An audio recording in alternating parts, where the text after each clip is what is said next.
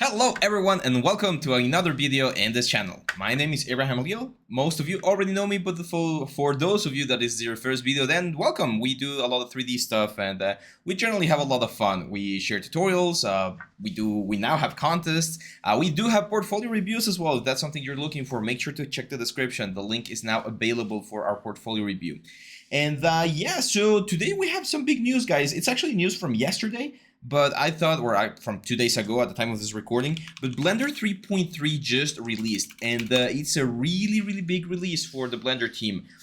We've talked about this before. We're not going to start another war. Both softwares are really good. I've used both. I use Maya, I use Blender. I use whatever software allows me to get the result that we're looking for these specific projects that we need. So they just announced that the hair system, a new hair system based on the geometry nodes and other types of like processes. I'm still like dissecting things. I do want to make a video about how to like use it. But if you want to check it out, they have actually released a couple of videos showing and instructing you how to use it. It reminds me a lot of the interactive XGen thing that we've talked about before. And actually, I want to use this video to talk a little bit about hairs or hair system, because that's a very common question. So there's this new procedural UV unwrapping that works with geometry nodes for like other like randomness on your textures. More geometry nodes, like they're going really hard in geometry node uses and options, and I do think this is going to be like the future of 3D.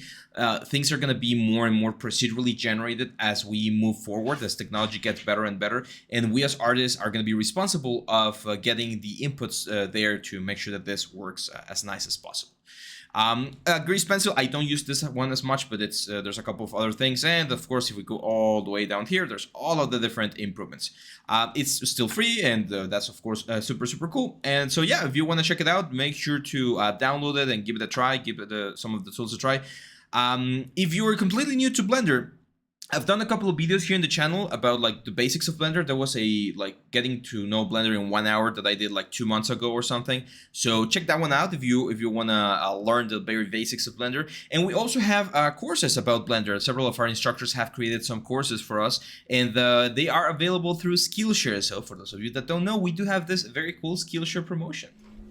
Hey guys, Abraham here. I just wanted to remind you guys that we upload all of our courses to Skillshare. Skillshare is this amazing site where you can access a ton of different content to learn, improve, and grow as an artist. We have all of our courses available to watch and learn from right now in Skillshare. You can check the description down here, and Skillshare is offering 1 free month trial to their premium membership. With this membership, you're going to be able to access all of our courses and watch and learn all of the amazing things that we cover with all of the softwares. So, what are you waiting for? Check Skillshare down here below.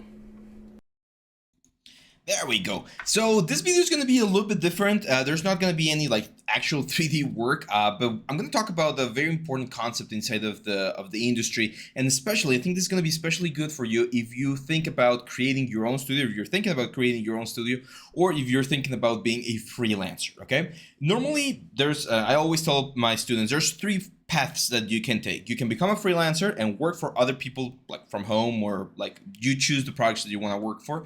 You go and work at the studio, game studio, film studio, commercial studio, whatever, or you create your own studio and you create and you invest in your own projects. That's usually like the three main things that you're going to be able to choose once you are good enough in 3D to start producing good work. So one of the big things is, if you're a freelancer like myself, or you have like a little studio like I do, you need to pick the tools that are going to help you get the job done in the best possible way. And the hair is always one of those things that it's quite like tricky.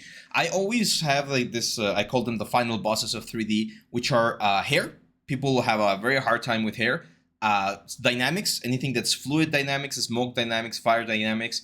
Rigging, of course, is one of the other like difficult things. So whenever you have something that's difficult, that's very technical, or that is very tricky to do, the best thing you can do is look for solutions, look for alternatives. I'm going to show you a couple of alternatives.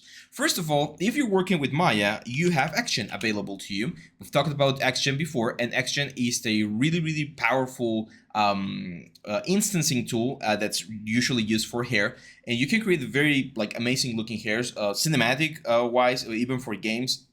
In the latest course that I did for hair, where I teach the haircut process, I do have an extra chapter where I talk about how you can use XGen generated hair to create fibers for Unreal Engine 5. So it's a really powerful tool. Action is really powerful. It's definitely a little bit tricky. It takes a little bit of time to get used to it and to get good results.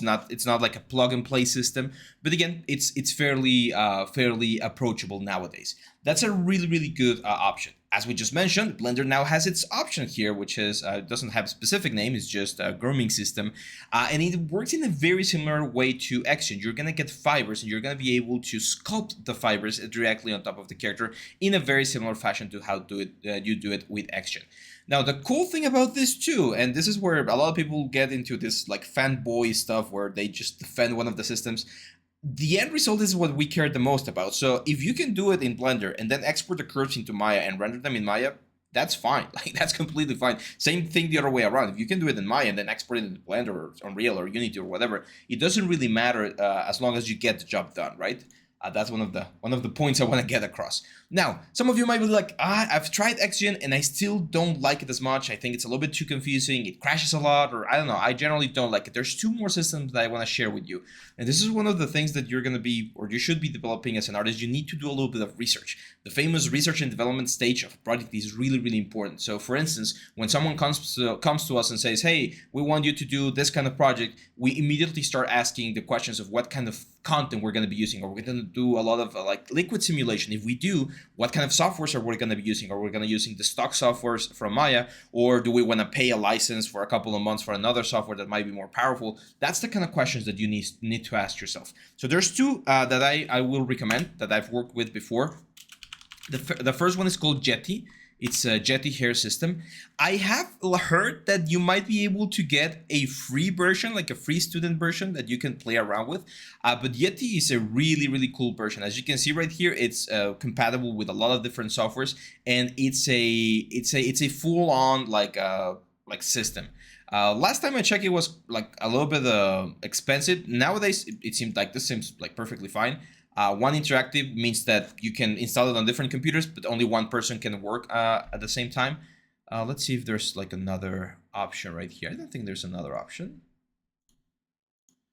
No, that seems to be the only option, because this is only for render. This is an upgrade. So yeah, so this is probably if you're gonna like buy this system, this is probably the one you're gonna get. It's one license to work with and 5 to render with.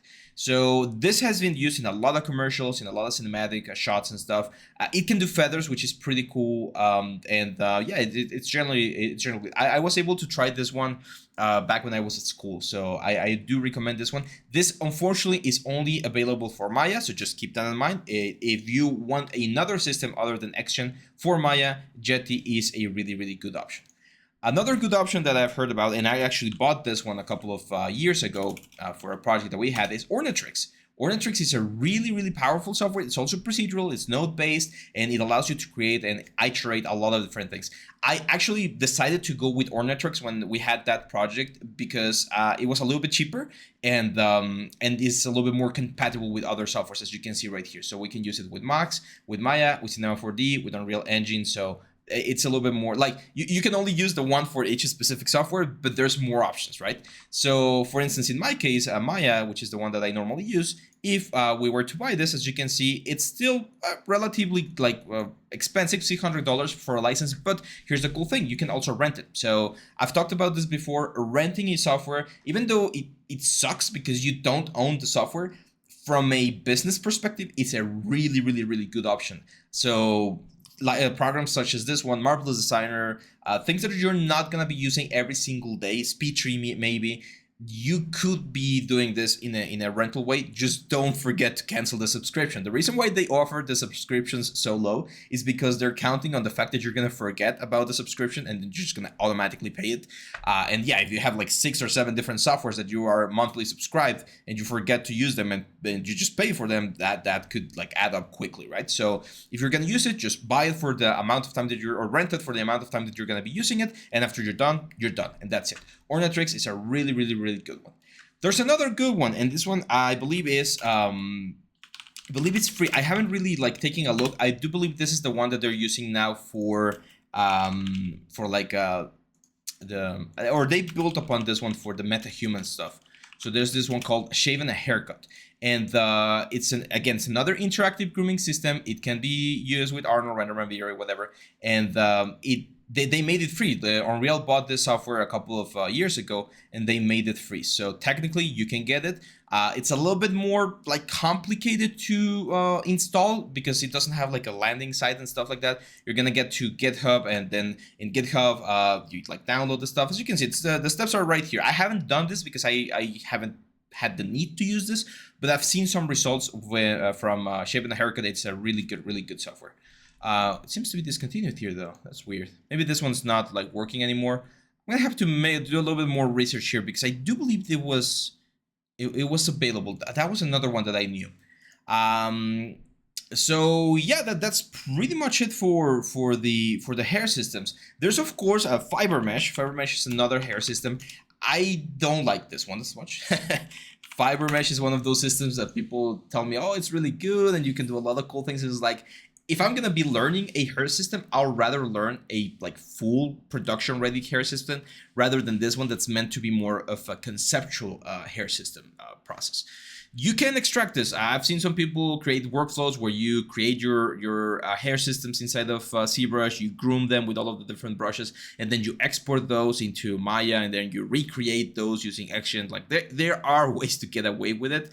But again, from my research, it does get quite like complicated. So if you're gonna be learning a whole system, my advice is maybe go directly to the system that you are looking for. Now, what kind of things should you be looking for when picking the best system? There's, I would say, 3 things. Ease of use would be one of them. Like make sure it's an easy to understand and easy to follow process and workflow. Price is definitely one of the other one, which is how much it's going to cost me. And the third one, which I do believe is super important, support. Like how much support is there for that system? Because there might be a guy somewhere in the world who created his own like hair system, and it's maybe free to use. But if he's the only guy who knows how to troubleshoot and solve it, then unless you can get a hold of him and like ask him questions when you have an issue, it's going to be very difficult to troubleshoot what's going on. So these 3 that I mentioned, or actually 4, which is Ornatrix, Jetty, XGen, and the new Blender system, I would say are like the best ways to create something like this. There's another one that it has been discontinued, but I'm just gonna mention it because it was just a couple of years ago. It was called NVIDIA Hairworks, and it was again this sort of like thing that you could download and implement in your game. They used it on The Witcher 3 to get like a flowing hair on some characters. So yeah, that's pretty much it, guys. I know today was a little bit of a weird video, but I just wanted to get this information out there because it's a question I get asked every now and then about hair systems. Like, what's the best way to do hairs? If you want to do like fiber hairs, like hairs that flows with the wind and stuff like that, this 4 that I just mentioned, the Blender one looks pretty promising. It's still on the early stages, but it looks very promising. XGen has been proven by the industry. It works. It's really good. Jetty, again, another one that works really well, unfortunately only for Maya. And finally, Ornatrix, who has a couple of other softwares that you can use it with. And again, I can vouch for this one. I've used this before. Really, really good. So that's it, guys. Remember that we have our portfolio review in the next couple of weeks. So if you want to submit your stuff, make sure to click on the description of the video, and there's going to be a little link right there. We also have our contest active. We started a new contest a couple of days ago. Check the video out if you want, and you can submit your project to win the amazing prizes, which we're going to be announcing very, very soon. So that's it, guys. Thank you very much. Have a great day, and I'll see you back tomorrow. Bye-bye.